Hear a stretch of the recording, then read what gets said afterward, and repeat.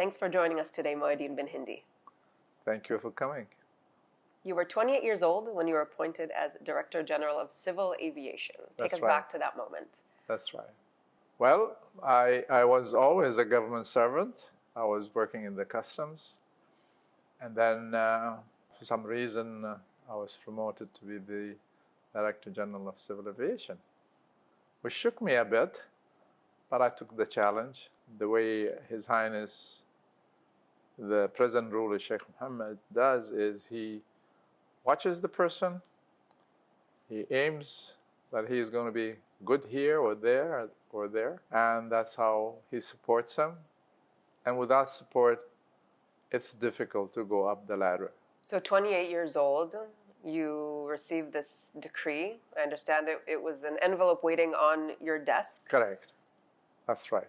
Letting you know that you're the man in charge to be taking the airport to the next level, to build a modern international standard airport. Well, and that was the purpose of putting me in that position. I was very taken away by the decree that was. However, I mean, I always loved challenges, and I went to departments where to learn their profession, and I made it very clear: I'm here to serve everyone and work together as a team, because no one in the world can do a job by himself. It's a team. Not a lot of people have the perspective of seeing the airport then and now, the old and the new. Well, when I worked at the airport in the customs, we had just one shed on a long table. And people used to come. There were no air bridges. There were a couple of airlines that used to fly in here. They would come. If the custom officer would ask him to open his bag, he would put it on that table, and he would open it, and just formalities, wish him, good luck, thank you, and that was it. So once we finished from the airport, we used to lock the airport, and the key will be with me one, and with the security people one. That's how small, simple. But the efficiency was, at that time also, good for that time. You come, you walk in, you leave, sit in your car and go. There wasn't any red tape. There wasn't any wait in a line. There wasn't anything. And there was an open sky policy from that time. And you know what open sky policy is. Any airline, any country can fly into Dubai Airport. And that was one of the assets that made us, if you see, all other airports would protect their national carrier. And that's where everybody were surprised when Emirates Airline started its flights. They had no protection. There were many airlines that were going to the same destination, like Dubai, London. So Dubai lived on the competition. If you're good, you'll fly. If you literally. Yeah, literally. But if you're not, so from here, everything really started to look more positive. We started feeling that there was an importance for this emirate. At that time, when all the other emirates were trying to do the same. However, the whole pressure on making Dubai Airport was based from the late ruler, Sheikh Rashid, and after him, Sheikh Maktoum, peace be upon his soul, and the present ruler, who is a pilot and knows what flying is, and he's been around the world. And often he said in his interview that I used to go abroad and I always used to dream of making my country the same, with trees, with good roads, with good infrastructure. And what he has done, honestly, without being flattering him, that there are very few people in this world like him. His first and last dream is about his country. So before we talk about what makes Dubai and the UAE what it is today, let's go back to the airport. Okay. What are the components that make an airport great? Well, in one word, the services. You go there to go to an airplane and sit and fly and come back, right? You need that easy rules, no red tape, no pressure from security people, a clean bathroom, a clean. It's important. Clean bathroom. A clean arrival hall, a clean, going out of the airport to get a cab or something. It has to be presentable. And today, as you see the airport, from what it was, having a key in my pocket to open the customs section. And most of the people that used to work with me are there, are still present. And one of them is Mohammed Al-Abbar. He was working with us, and he has done tremendous work for his Amar. And there are so many youngsters today and then who really had the capability, and they gave everything they had for the government and for the job that they were doing. When Dubai's airport started doing really well and you were told that it's the leading one in the region, you said that's not enough. I want it to be the best in the world. Yeah, somehow I didn't see any competitors in the Middle East. So I wanted to be the best in the world. As our leader says, I believe in the number one. And I think I gave him that number one, which he wanted. How would you describe the airport today? I, as a passenger, in most airports in the world, I would go for my flight maybe an hour before. But if I travel in Dubai, I'll go 3-4 hours before because I want to shop, I want to eat, I want to rest, and it's all there. You go to Emirates Airline, and they give you this nice menu. You can have a steak, you can have whatever you want. Sushi, you want to have this, you want to have that. It is there. It's comfortable. And a great service. I mean, I'm not exaggerating. You travel and you know different airports. You know how you are treated. The government was always instructing us to be polite, to be nice to people. Because once you're treated badly, you'll always remember it. And also when you're treated well, you'll always remember it. So both are very important issues that you don't do the first one, but you be polite and you use your welcoming manners to the people. Service here is very different from a lot of other places. Correct. Who directs that? It's a combination of people. It's a teamwork. It's learning from what the leaders want. If your leader wants that service, asking for the best, the number one, you have no other choice but to be polite, service-oriented staff of the airport. If there's an inquiry, you have to really direct people to that. And it's like going somewhere and you ask, can you tell me where is this or that in Paris or something? Once you find somebody who's directing you, you feel so good about it, but some people would not. So most airports in the world are very polite. They have to be polite. The hospitality in the airline business is a key issue. What is it about the DNA of Dubai and the UAE that's made it, well, now the airport, one of the busiest, definitely in the region, if not globally? Well, Dubai, as you know, the attraction of the world today. And there are so many reasons. There is safety.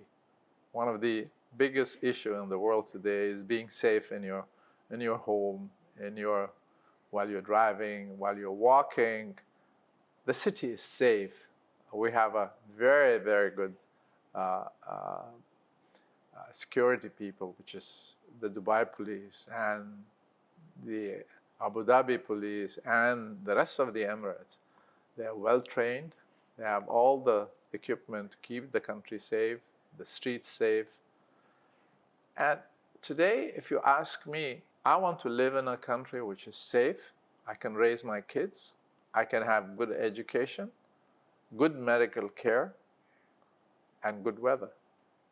And this is what the UAE is all about. And you also say that it all comes back to tolerance. I say tolerance is the word that I always use since many years. And I said this word to so many newspapers and magazines, which in my own feeling, that's very, very important, to be tolerant of religion, of color, of caste, and then you live in harmony. Look at us, how many nationalities we have here. Hundreds, and we all live in peace. And I think if we want to put it into perspective, it's tolerance that was here before all the buildings were here. Correct. It's tolerance that was here before the oil was discovered. Correct. It's tolerance that was here before Dubai Airport. 100% what you're saying is right, because tolerance is the religion we believe in. I'm going to religion now, but our religion teaches us to be tolerant. I have to look after seven neighbors.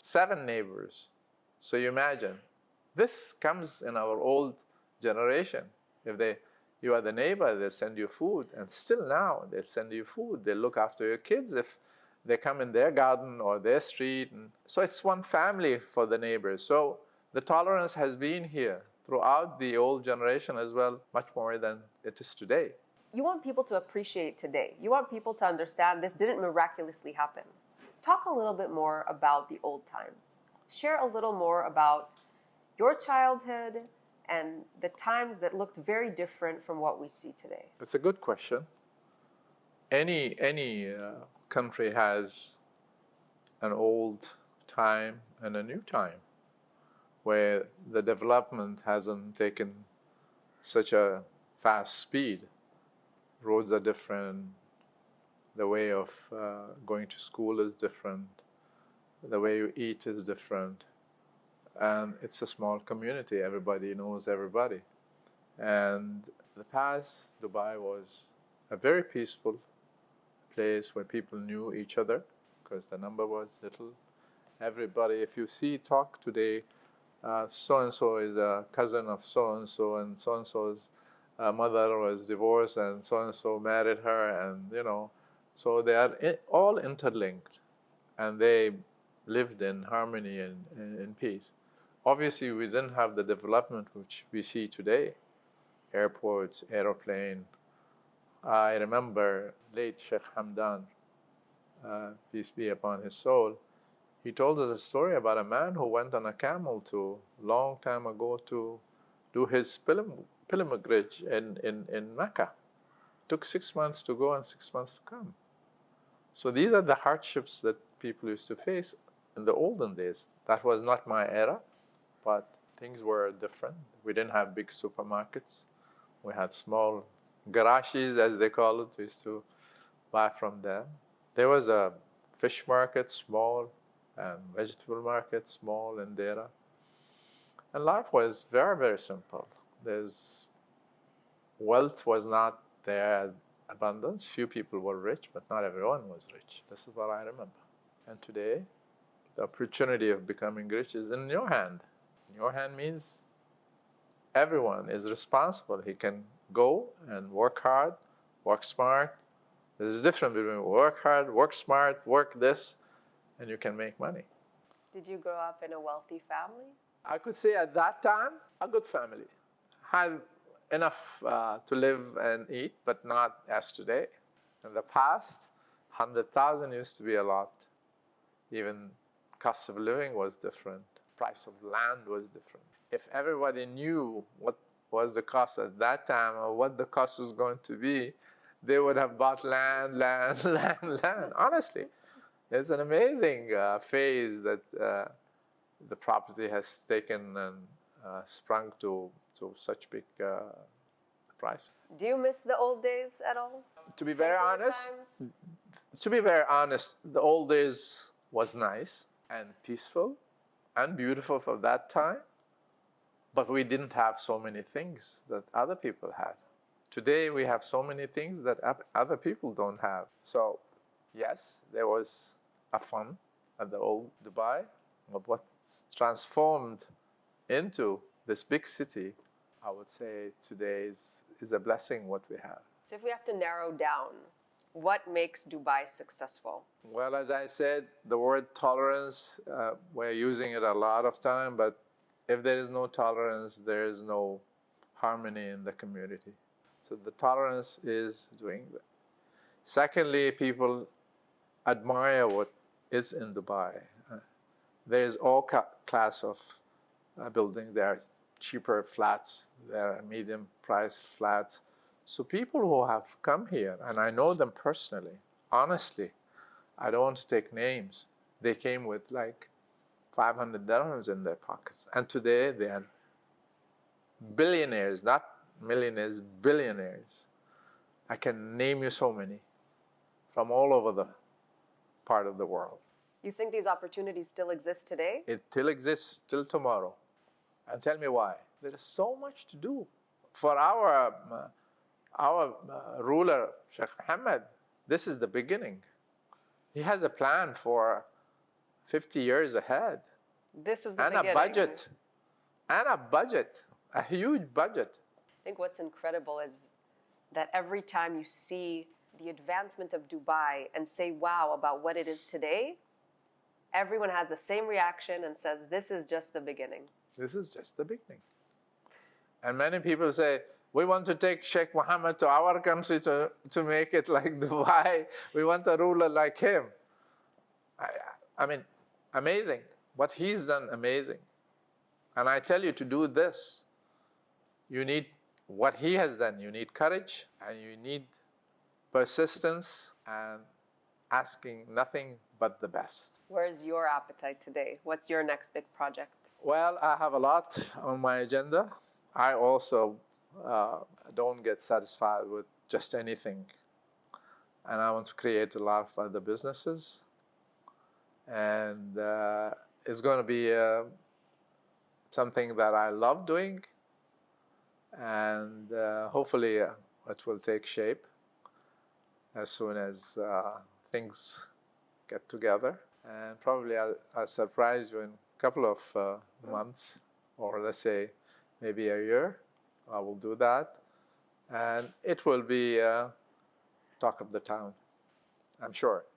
Mohi-Din BinHendi, thank you so much for today's conversation.